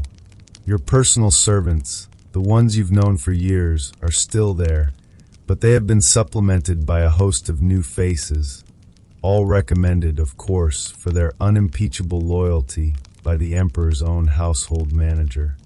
A new, powerfully built bodyguard now stands at your bedroom door, a silent mountain of a man who watches you with the placid, unwavering stare of a crocodile. Your food is now prepared in a separate kitchen, and before any dish is brought to you, a new servant, the pregustator, takes a small bite of everything. Your official food taster. It is presented as a traditional honor, a mark of your new status. But you know what it really is? It is the first tangible admission that someone somewhere might want to poison you. And so you watch the taster, not for his reaction, but to see if he watches you back, trying to gauge if he is the one protecting you, or the one who will eventually be paid to look the other way. Your freedom, you realize with a slow, sinking feeling, has evaporated. You can no longer decide to take a stroll through the forum on a whim. Such an outing now requires a full cohort of the Praetorian Guard, a disruptive spectacle that draws gawking crowds and makes you feel less like a man walking through his city and more like a prize bull being led to sacrifice. Your friends, the ones you grew up with, suddenly seem hesitant. Their visits become less frequent, their conversation more stilted and formal. They are afraid, you understand, that a careless word spoken in your presence could be misconstrued, reported back to the Emperor by one of your new, attentive servants. To be the heir's friend is to be dangerously close to the sun. This is the fundamental problem of your position. The Roman Empire, for all its legalistic brilliance, never actually created a formal, legal process for imperial succession. It was a messy, dangerous improvisation. Power could be passed down by blood, or transferred through adoption, or, most terrifyingly, seized by a general with loyal legions at his back. Your own position is therefore not a right, but a privilege granted by one man. And what one man can grant, he can also take away. Every action you take, every word you speak, is now part of a continuous, unspoken audition for a role you have already been given. Even your meals become a source of low-grade anxiety. You sit down to the gustatio, the appetizer course, and are presented with a delicacy, dormice, fattened on walnuts, baked in honey, and sprinkled with poppy seeds. It's a quirky, extravagant dish, a favorite of the elite. As you eat, you find yourself wondering about the supply chain. Who owned the farm? Who transported them? Who seasoned them? The simple act of eating is no longer simple. It is a calculated risk. You find yourself pushing the more exotic dishes aside, preferring simple bread and olives, not out of modesty, but because a simpler recipe offers fewer opportunities for interference. The nights are the worst. As you lie in your bed, on silks imported from the far side of the world, you listen to the sounds of the house. You try to distinguish the normal creaks and groans from the sound of a footstep that shouldn't be there. You listen to the tread of the guard outside your door. Is his pacing regular? Does he stop for too long? You are living in the heart of power, surrounded by unimaginable luxury, yet you have less peace of mind than the poorest plebeian sleeping in a noisy, crowded insula in the Suburra district. Historians still argue whether emperors like Augustus or Tiberius chose their heirs out of genuine belief in their abilities, or as a cold political maneuver to placate the Senate and the army. Looking at the situation from the inside, You suspect it's always a bit of both. You are a symbol of stability, a promise of a smooth transition. But you are also a potential rival, a focal point for every ambitious senator and disgruntled general. Your very existence is both a comfort and a threat to the man who elevated you. And so you must learn to live in this strange twilight, this golden cage, where the greatest danger is not an invading army, but a whisper in the wrong ear, a doubtful glance from the emperor, or an unfamiliar spice in your evening meal. The sun rises, casting long, soft shadows across the mosaic floor of your bedchamber. The light itself feels different now, less a gentle awakening, and more the lifting of a curtain on another day's performance. Your silent bodyguard, the one who watches you with the placid intensity of a statue, is still there, having been relieved by an equally imposing but different man during the night. You never see the changeover. They are simply a constant, monolithic presence. Your morning routine, once a private affair, is now a carefully observed ritual. Servants lay out your clothes, not just one tunic and toga, but several. The choice is no longer yours alone. Your chief attendant, a man whose loyalty is sworn to the emperor, will gently suggest that the plain white toga of the citizen is most appropriate for today. A toga with a purple stripe, the mark of a senator, might seem too forward. A military-style cloak might suggest you are courting the army. Every item of clothing is a message, and you are just learning the language. Your duties begin. You are now expected to attend the emperor at his morning salutatio, the formal reception where he greets the city's elite. You stand just behind him, a half step to his right, a living symbol of continuity. You watch as senators, equestrians, and wealthy freedmen file past, their faces a carefully composed mask of deference. You learn to read the subtle language of their greetings, a glance that lingers a second too long in your direction, a bow that is imperceptibly deeper when they look at you.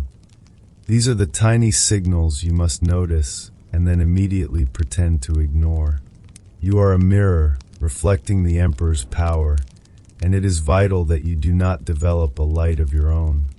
From the palace, you proceed to the Curia Julia, the Senate House and the Forum. As a mainstream part of your training, the emperor insists you listen to the debates.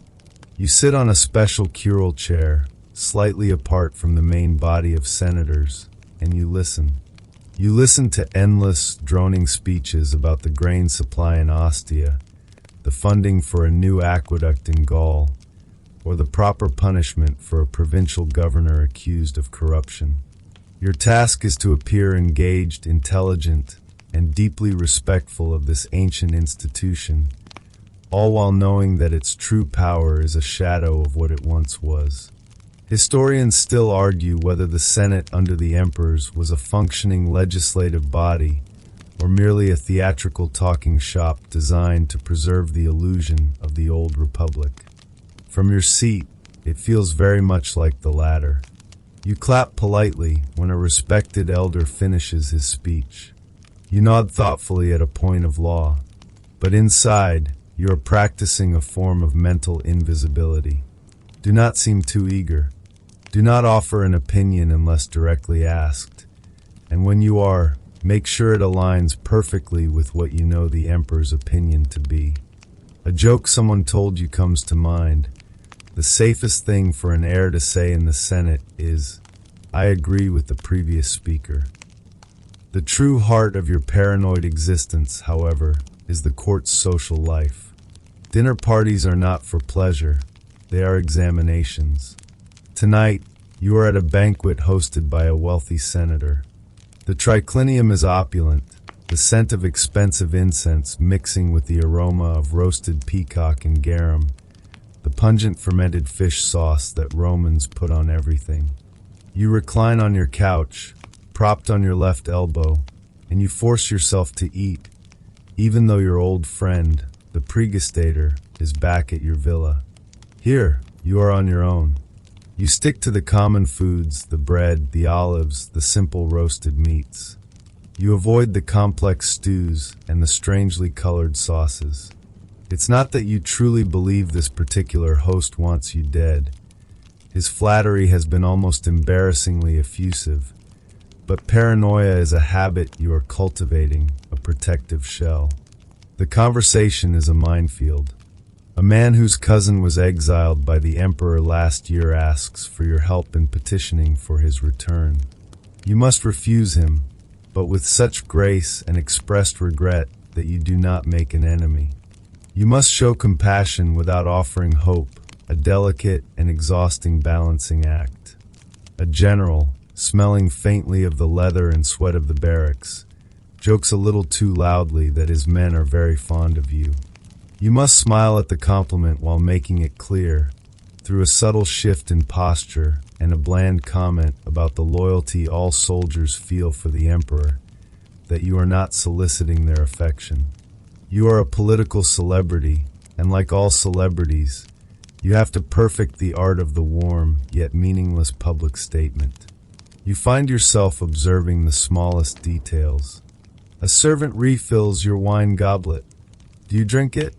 You take a small, polite sip, but then leave the cup untouched for a while, claiming the previous vintage was so good you wish to savor it.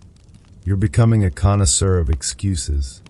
You see a woman across the room wearing splenia, small patches of dark cloth on her cheek. It's a quirky fashion accessory, meant to hide a blemish or draw attention to her fine complexion. But you've heard whispered stories of assassins using such patches to conceal a tiny, spring-loaded needle tipped with serpent venom. It is a ridiculous, far-fetched thought, straight out of a cheap scroll, but the thought occurs nonetheless. Your mind is building an encyclopedia of potential threats, cataloging every shadow, every strange gesture, every spill of wine. The longest part of the day is the journey back to your villa. Carried in your litter through the dark, narrow streets of Rome, you are enclosed, vulnerable. The torchlight of your guards flickers, casting dancing, monstrous shadows on the walls of the buildings. You hear the shouts of a drunkard, the barking of a dog, a sudden crash from a darkened alleyway. Every sound is a potential threat. Is that the sound of a rooftop tile slipping or being pushed? Are the footsteps behind your litter those of a late-night traveler or someone following you? You arrive back at your golden cage with a sense of profound relief, the heavy wooden doors closing behind you with a reassuring thud. Your bodyguard gives you a slow, barely perceptible nod. You are safe for now. As you prepare for bed, you think about the food taster. It's a bit of a shame, really. The man gets to try all the most interesting dishes first, and you're left picking at bread rolls. It's the only funny thought you've had all day, and you cherish it for a moment before the familiar, low-grade hum of anxiety returns, a constant companion as you drift into a light, uneasy sleep. Your relationship with the Emperor is the central pillar of your existence, a thing that must be tended to with the same daily, meticulous care as a temple's sacred flame. He is the source of your power, your protector, and paradoxically the single greatest threat to your survival. Your every interaction with him is a delicate performance on the most dangerous stage in the world. The goal is to project an image of unwavering loyalty, competence, and a gentle, familial affection, all while ensuring you never, ever appear too competent or too ambitious. It is a line as fine as a spider's thread, and you must walk it every single day. Often, you are summoned for no specific reason. The Emperor wishes for your company as he takes his afternoon walk through the sprawling palace gardens. These moments are the most nerve-wracking of all. There are no senators to observe, no attendants to buffer the conversation. It is just you, him, and the quiet judgment of the cypress trees. He might ask your opinion on a new set of poems by a fashionable author, or on the latest reports from the German frontier. Your answers must be intelligent, but not brilliant. You must offer thoughtful analysis, but always conclude by deferring to his greater wisdom and experience. A clever strategy, Caesar, you might say of a general's plan, but of course, your insight from the Dacian campaigns reveals a flaw I had not considered. It's a game of intellectual flattery, of making him feel like your mentor, your teacher, even if you've spent the last 3 nights secretly studying maps of that very frontier. He might reminisce about his own youth, telling you stories of his first taste of battle or the political intrigues he survived to reach the throne. You listen with rapt attention, even if you have heard the story a dozen times before. You must be a perfect audience, your expression a carefully calibrated blend of admiration and filial respect. The affection he shows you is real, you think, but it is the affection one might feel for a prized hound, genuine, but entirely conditional on its continued obedience. One snap of the teeth, one moment of perceived defiance, and that affection could curdle into suspicion in an instant. This is a mainstream historical fact of Roman imperial politics. Heirs who grew too popular or acted too independently were often the first to fall. Germanicus, the beloved nephew of Tiberius, died under mysterious circumstances in Syria, his popularity seen as a threat. You remember these stories. They are the cautionary tales read to you by your tutors, the ghosts that haunt the edges of your gilded life. You find small, quiet ways to demonstrate your loyalty. You learn his favorite foods, the style of wine he prefers, the passages from Virgil he is fond of quoting. You might discover a talented young sculptor and commission from him a bust of the emperor, presenting it as a humble gift on the anniversary of his ascension. It is an act of calculated devotion, a small piece of propaganda to remind him, and anyone who sees it, of your subordinate position. You are the moon reflecting his light. The moment you start to shine on your own, you become a problem. Sometimes his affection feels like a test. He might grant you a small, personal triumph, the right to preside over the games in the Circus Maximus for a day, for example. You sit in the imperial box, the roar of the crowd washing over you, 100,000 eyes on you. You must enjoy it, but not too much. You must appear magnanimous and generous, scattering gold coins to the crowd as is expected, but you make sure to announce that the largesse comes from the emperor's own generous spirit, that you are merely the vessel of his goodwill. You are borrowing his popularity, not building your own. It's a subtle distinction, but in the paranoid calculus of the court, it is everything.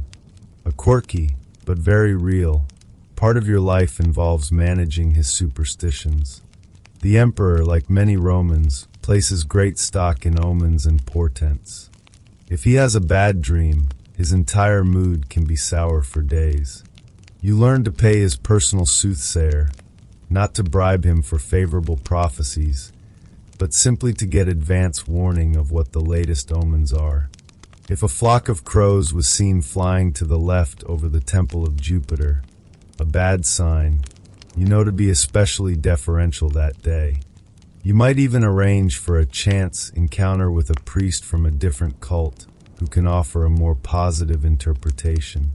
You are not just managing politics and the military, you are managing the emperor's fragile psyche. You're part PR manager, part therapist, all with the unstated goal of keeping his anxieties pointed away from you. The greatest challenge is when others try to use you. A senator, feeling slighted by the emperor, might approach you with a whispered complaint, hoping to find a sympathetic ear and perhaps cultivate a future ally. This is a deadly trap. You must report the conversation to the emperor immediately. To do otherwise is to become complicit, to be seen as a listening post for the disaffected. You essentially become an informant against your own potential supporters. It feels like a betrayal, but it is a necessary act of self-preservation. You must prove again and again that your loyalty to him is greater than any personal ambition. Historians still argue about the true nature of many imperial conspiracies, whether they were genuine plots or preemptive purges by a paranoid ruler who saw threats everywhere. From your position, you can see how easily one could blend into the other. A whispered complaint becomes a conspiracy. A group of disgruntled friends becomes a cabal. The line is blurred by fear, so you continue your careful dance.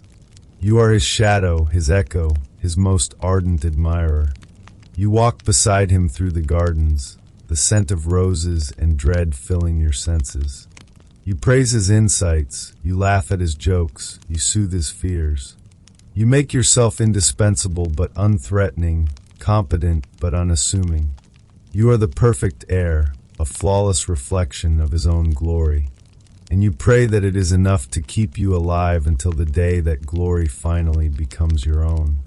Your careful management of the emperor's moods and the senatorial egos is a vital, draining game, but you learn, with a creeping sense of dread, that it is not the most important one you have to play. The true arbiters of your fate do not recline at banquets or deliver flowery speeches in the curia. They stand at attention in the palace corridors, their faces hidden behind the cheek guards of ornate helmets. They are the Praetorian Guard, the emperor's personal protectors, and the single most dangerous concentration of military power in Rome. Your survival, you come to understand, does not depend on the emperor's love, but on the Praetorians' indifference, which you hope to one day purchase and upgrade to lukewarm support. You see them every day. They are part of the architecture of your life, as constant as the marble columns and mosaic floors. They are taller than the average legionary, better equipped, and radiate an aura of disciplined menace. When you walk from your villa to the emperor's wing, they are the ones who flank you. Their hobnailed sandals strike the flagstones in a steady, rhythmic cadence that is meant to be reassuring, the sound of your safety. But as your paranoia deepens, it begins to sound like the ticking of a clock. You know your history. You know that these are the men who stabbed Caligula to death in a palace corridor, not so different from this one. You know that they are the men who then roamed the halls, found the terrified Claudius hiding behind a curtain, and in a moment of supreme, chaotic improvisation, declared him emperor on the spot. They are not just bodyguards, they are kingmakers and kingbreakers. Cultivating them is an exercise in supreme subtlety. You cannot be seen to be courting them directly. That would be the fastest way to signal disloyalty to the emperor. So you learn to operate through proxies and gestures. You make a point of learning the name of the centurion in command of your personal detail. You ask him about his family, about his service on the Rhine frontier. You listen to his answers with genuine interest. It's a small thing, but it registers. You are not just another aloof noble who sees him as a piece of furniture. You see the man. When a new shipment of wine arrives for your villa, you ensure that a few of the better amphorae are accidentally diverted to the officers' mess at the Castra Praetoria, their massive fortress barracks on the outskirts of the city. No message is attached. None is needed. It is a quiet nod of respect. The man you truly need to understand is the Praetorian prefect.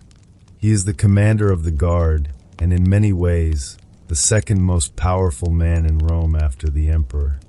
Your relationship with him is a masterclass in unspoken tension. You might meet in a hallway, and he will give you a crisp, formal salute. You will incline your head, your expression one of polite acknowledgement. But in that brief moment, a silent negotiation takes place. He is assessing you, trying to determine if you are a worthy successor, someone who will be good for the guard, good for Rome, and most importantly, good for him. You, in turn, are trying to project an aura of strength and reliability without seeming like a rival to his current master. It's exhausting. You have to be friendly but not familiar, generous but not bribing, strong but not threatening. It's like trying to tame a lion by pretending you're not there. A mainstream and sobering fact of your new life is the donativum. This is the bonus or donation that every emperor is expected to give to the Praetorian Guard upon his accession.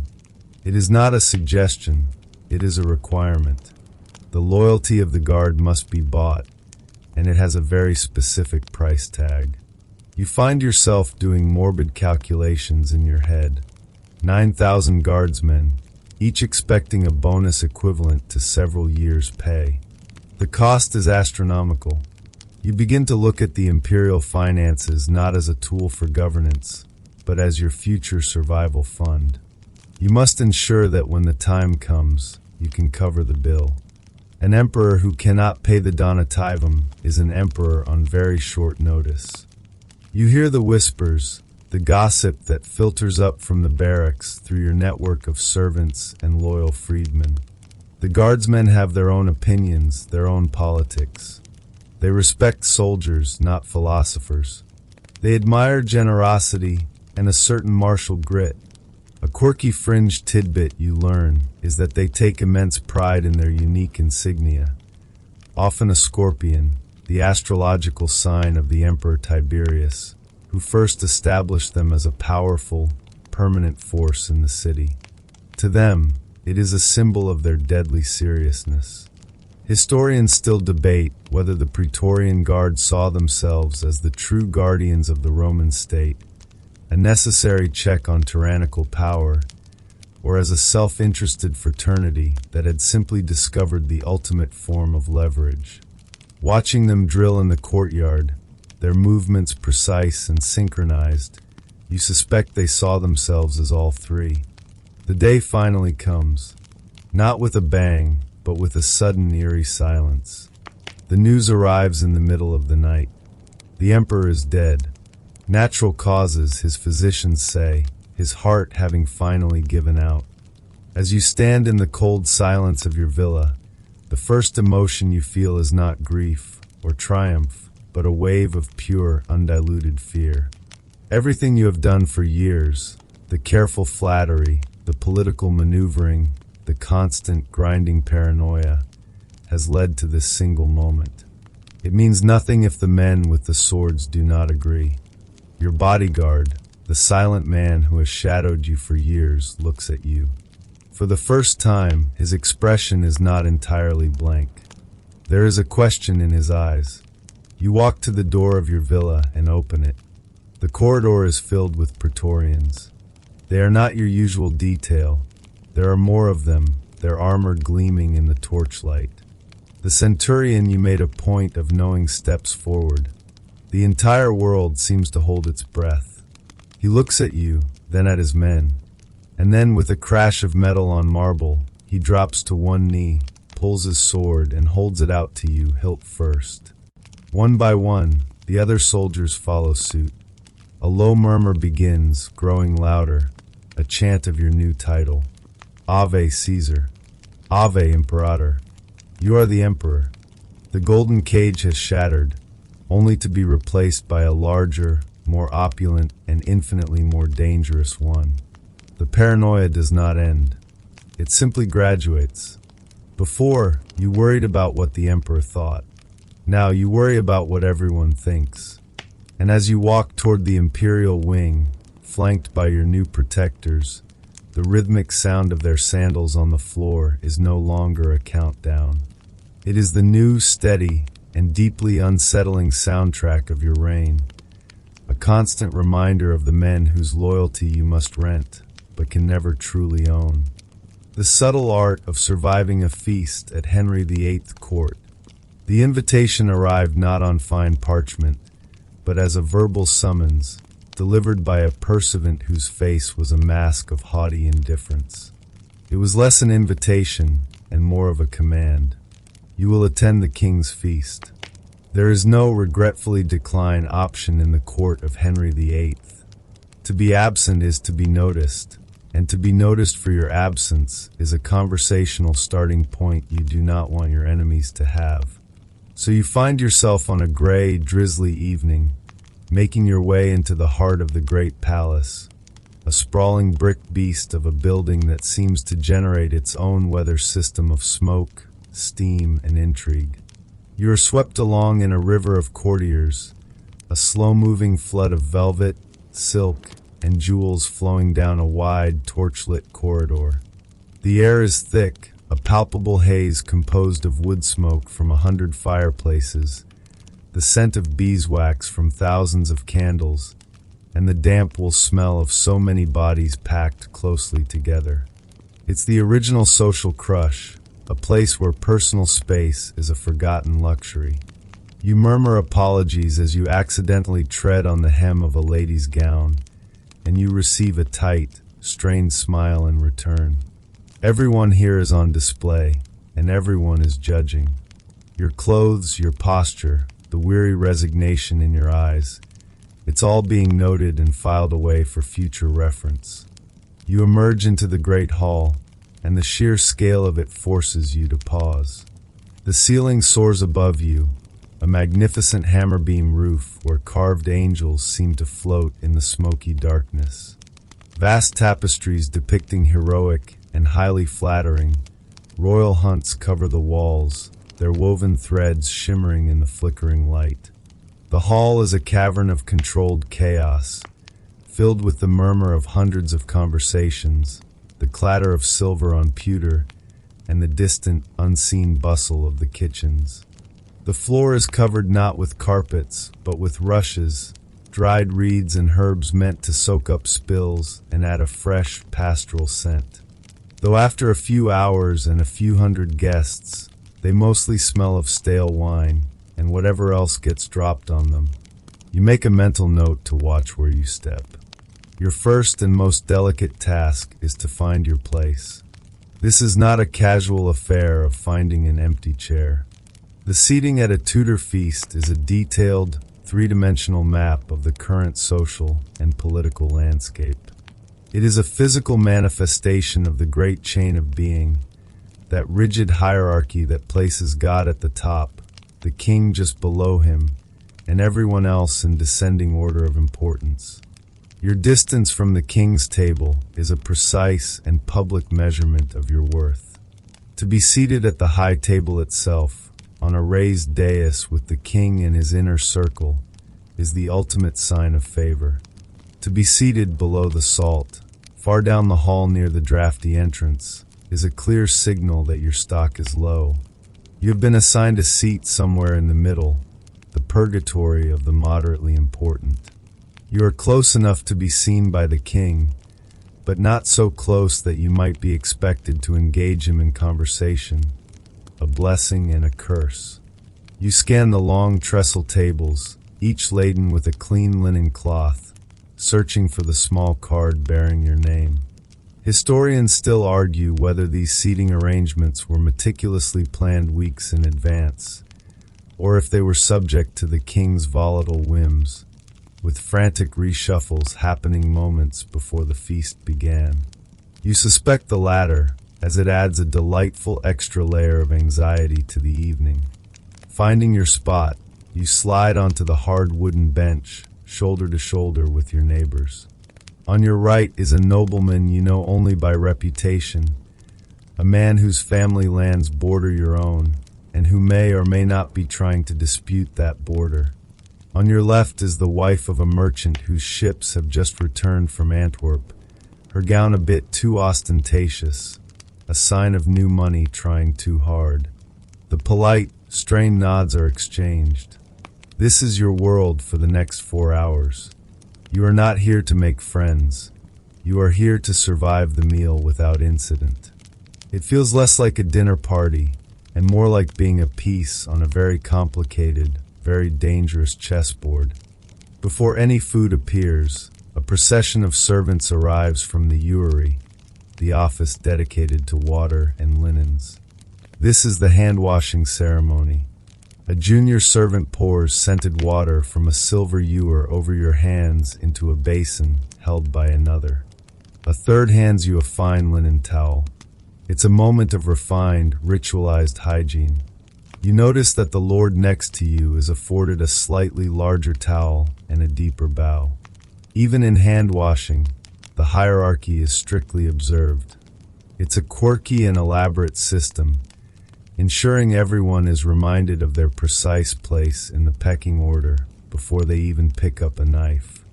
The ceremony is a quiet, formal overture before the symphony of gluttony begins. You dry your hands, place the towel aside, and fold your hands in your lap. You are seated. You are clean. You are surrounded by rivals. Now all there is to do is wait for the king. The low hum of conversation in the hall does not so much die down as it is sucked into a vacuum, a sudden collective intake of breath. The king has arrived. Henry VIII makes his entrance not with a grand announcement, but with his sheer presence. He is a mountain of a man, broad and imposing, dressed in fabrics so rich they seem to drink the candlelight. His doublet is cloth of gold, slashed to reveal puffs of white silk beneath, and the jewels sewn into the fabric glitter with every step. He moves with a surprising agility for his size, an athlete's grace still visible beneath the bulk of middle age. He takes his seat at the center of the high table, and only then, after he is settled, does a wave of motion ripple through the hall as everyone else scrapes their benches and sits. The feast can now officially begin. A flourish of trumpets from the minstrel's gallery signals the start of the first course. The doors to the kitchens are thrown open, and a procession of servants enters, moving with practiced, solemn choreography. This is not just dinner, it is theater. Each servant carries a massive platter held high, and the theme of this particular play, you quickly realize, is meat. A tide of roasted flesh flows into the hall. There are swans, redressed in their own feathers after cooking, their long necks arched as if they are still gliding on a lake. There are peacocks, their magnificent tail feathers reattached to create a shimmering, iridescent fan. There is a whole roasted boar, its tusks gilded, an apple stuffed in its mouth, carried by 4 men. Venison pasties, beef ribs glistening with fat, whole suckling pigs, rabbit pies, and more birds than you can name, herons, cranes, bustards, larks. It is a stunning, almost grotesque display of abundance.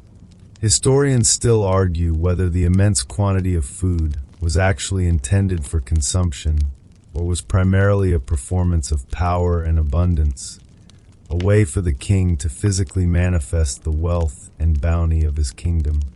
Looking at the sheer volume, you suspect it's mostly for show. You couldn't possibly eat all of this. Your plate is a trencher, a thick, square slab of day-old bread.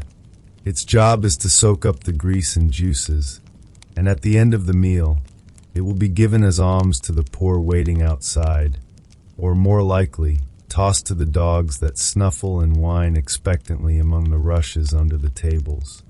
You have your own knife, which you brought with you, its handle perhaps inlaid with bone or modest silver.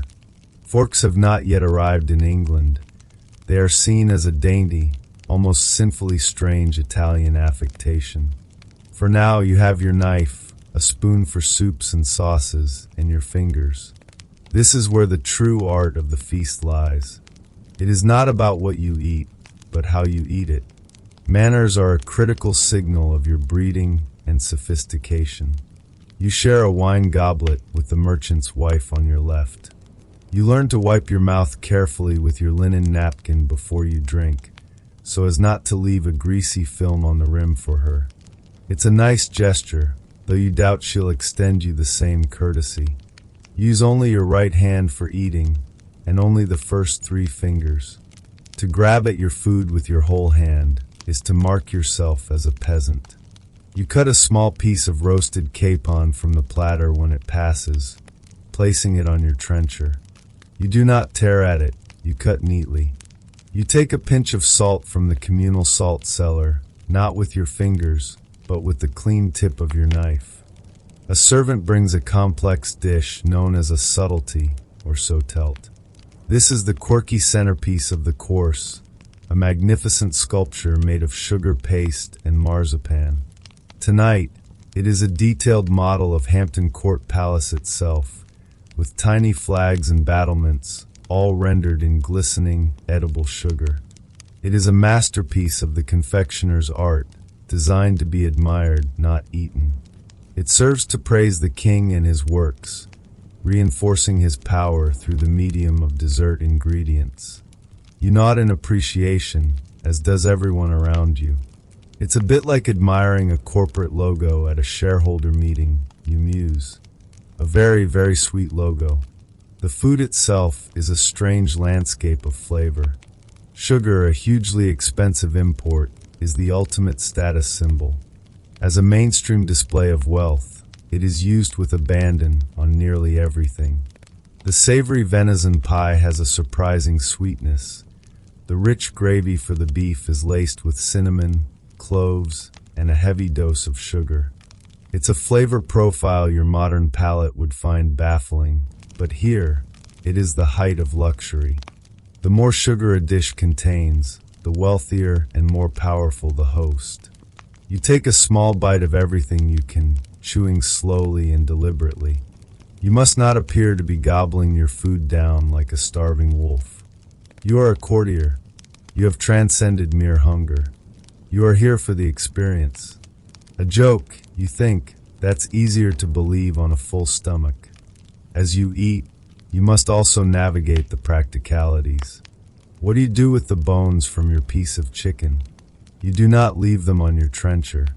That is considered unclean. You discreetly drop them onto the floor, into the rushes, a silent offering to the canine cleanup crew. You must be careful not to speak with your mouth full, or to make loud noises while you chew. You must appear relaxed, at ease, as if dining on a mountain of meat in a hall full of your rivals is the most natural thing in the world. The second course is already being prepared, and you know it will be just as overwhelming as the first. You take a slow sip of wine from your shared cup, trying to ignore the faint smudge of lipstick the merchant's wife left on the rim, and you prepare yourself for the next wave. As the servants clear away the wreckage of the first course, leaving behind a battlefield of bones and sullied trenchers, a brief lull settles over the hall. This is not a moment for quiet digestion. It is the time for the most dangerous part of the feast, conversation. The food was a test of your manners, but the talk is a test of your wits, your discretion, and your ability to navigate the treacherous currents of court politics. One misplaced word, one poorly judged compliment, one piece of gossip repeated to the wrong person can do more damage than a spoiled piece of meat. The nobleman on your right, the one with the questionable land borders, leans toward you. His breath is heavy with spiced wine. "The king seems in fine spirits tonight," he murmurs, his eyes not on you, but fixed on the high table. It is a classic opening gambit, a seemingly innocent observation that is actually a question. He is probing. He wants to know what you know. Has the king's mood been good all week? Did something happen in the Privy Council meeting this morning? Your answer must be a masterpiece of bland affirmation. "Indeed, my lord," you reply, your voice calm and even. "God has blessed England with a vigorous and joyful king." You have agreed with him, praised the king, and revealed absolutely nothing. It is the conversational equivalent of a perfectly executed courtly bow. You must be a careful student of the art of praise. Flattery is the currency of the court, but it must be applied with skill.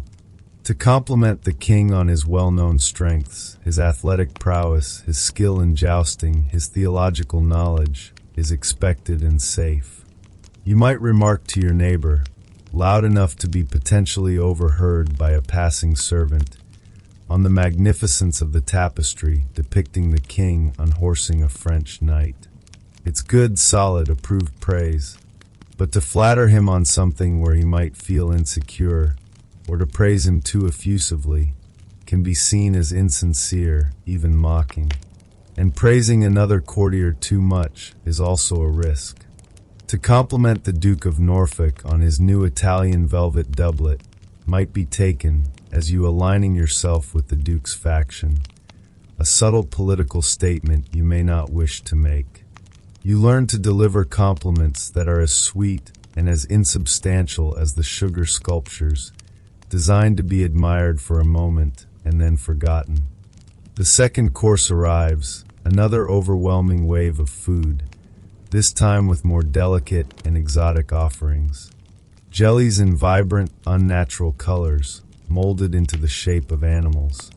Custards so thick you could stand a spoon in them, and a quirky Tudor delicacy you've only read about, cockantrice. It's a dish where the front half of a suckling pig is sewn onto the back half of a capon, then roasted and glazed. It's a bizarre, surreal creation, a testament to the chef's skill and a complete disregard for the laws of nature. It's the sort of dish designed to make people talk, a culinary icebreaker. You take a small portion, mostly out of a sense of historical curiosity, and find it tastes, unsurprisingly, like chicken and pork. Gossip flows through the hall as freely as the wine. You hear whispers about a lady-in-waiting who is rumored to have caught the king's eye. You hear a story about a foreign ambassador who made a fool of himself at a hunt. This information is valuable, but it is also radioactive.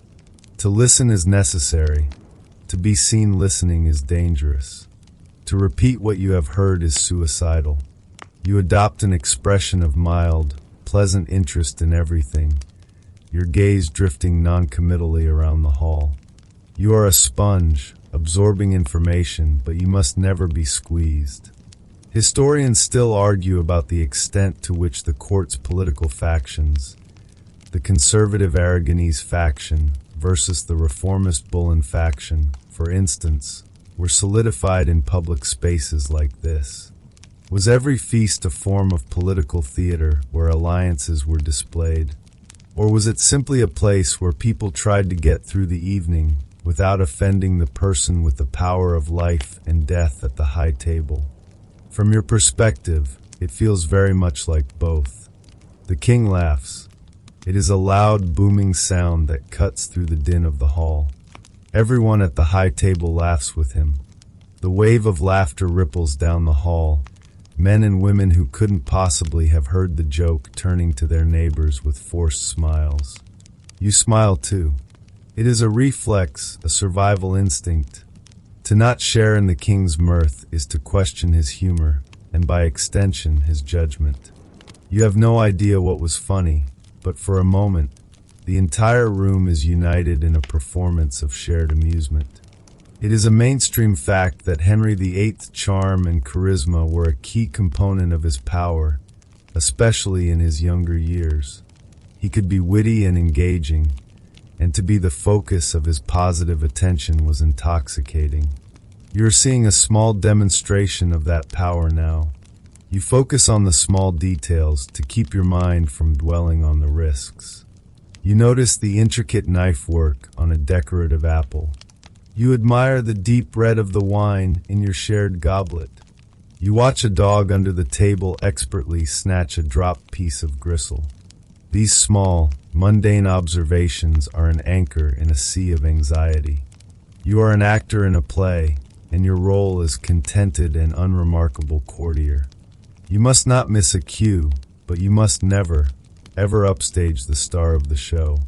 You take another bite of the cockantrice, chewing slowly, and you pray for the signal that the feast is nearing its end. The hours have passed in a slow, syrupy river of wine and forced conversation. The third course, a procession of sweet pastries, fruit fritters, and candied nuts, has come and gone. The initial energy of the feast has dissipated, replaced by a kind of weary, overstuffed languor. The air is heavy and hot, thick with the smells of cooked sugar, spilled wine, and the smoke from candles that have burned down to sputtering stumps. The rushes underfoot are no longer releasing the fresh scent of herbs, but are now a sodden, treacherous carpet of discarded food and drink. Your back aches from sitting on the hard, backless bench. Your head aches from the constant, low-grade tension of being on display. Survival is no longer about navigating conversations, but about simple endurance. Your primary focus now is the king. You watch him not with a direct stare, which would be an unforgivable breach of etiquette, but with a series of quick, sidelong glances. You are monitoring his mood, his posture, his every gesture. He has pushed his chair back slightly from the table. His conversation with the French ambassador on his right has become less animated. He stifles a yawn, covering his mouth with a hand adorned with a ruby the size of a pigeon's egg. These are the subtle cues that the evening is beginning to wind down. He is tiring of the performance, and his fatigue is the signal that you may soon be permitted to escape. This is a perilous phase of the evening. The wine has flowed freely for hours, and with intoxication comes a loosening of tongues and a fraying of tempers. The nobleman on your right is now engaged in a slightly too loud argument with a courtier across the table about the merits of a particular breed of hawk. The merchant's wife on your left is weeping softly into her goblet, her sentimental mood brought on by the minstrel's sad ballad and 3 full cups of claret. You must remain an island of placid sobriety in this sea of emotional disarray. You take only small sips of wine, and for every sip of wine, you take a sip of water. You must keep your wits about you until you are safely back in your own chambers. The courtier who makes a drunken fool of himself at the end of the feast is the one everyone will be talking about tomorrow. Suddenly, the king's gaze sweeps across the hall. It is not a focused look, but a general survey of his domain. For a terrifying half-second, his eyes meet yours. Your heart lurches. In this moment, you must do nothing. You must not smile too broadly, which would be presumptuous. You must not look away too quickly, which would signal guilt or fear. You hold his gaze for a single, respectful beat, give a slow, almost imperceptible nod of acknowledgement, and then serenely return your attention to the decorative pattern on your spoon. You have acknowledged his power without demanding his attention. You have made yourself visible, yet forgettable. It is the final, subtle pirouette in a long and exhausting ballet. Then it happens. The king rises. He pushes his chair back with a decisive scrape, says a few words to the queen, and turns to leave the hall. Instantly, a wave of motion follows him. Everyone at the high table stands. Everyone in the entire hall clambers to their feet, a chaotic scraping of benches and rustling of velvet. This is the signal. The performance is over. You do not rush for the exit. That would be unseemly. You must manage your departure with the same care you managed your arrival. You wait for those of higher rank to leave first. You exchange a final, formal nod with your dining companions. A fine evening, my lord. My lady. The words are meaningless, a social lubricant to smooth your exit. You move slowly, deliberately, joining the great, sluggish river of people flowing back toward the corridors. You are careful not to jostle a duke or trip over a baron. Your place in the hierarchy must be observed even in the queue for the door. A mainstream historical fact often overlooked is that these palaces, for all their grandeur, had a limited number of exits and primitive sanitation, meaning the end of a feast could be a chaotic and malodorous crush. As you step out of the great hall and into the cool, damp night air of the courtyard, you feel a profound sense of relief wash over you. It is a physical sensation, a loosening of clenched muscles you didn't even realize you were tensing. The air, for all its dampness, feels clean and pure after the thick, cloying atmosphere of the feast. You have survived. You have eaten, but not too much. You have talked, but said nothing of consequence. You have been seen, but not truly noticed. You have avoided offending anyone of importance, and you have not drawn the king's ire or his unwanted favor. In the brutal, high-stakes game of Henry VIII court, A night on which absolutely nothing happens is a resounding victory. You pull your cloak tighter around your shoulders against the chill and begin the quiet walk back to your own lodgings, your mind already replaying every conversation, every glance, every bite, ensuring you made no mistakes. The art of survival, you reflect, is rarely about bold actions. More often, it is about the quiet, patient, and utterly exhausting mastery of being invisible in plain sight.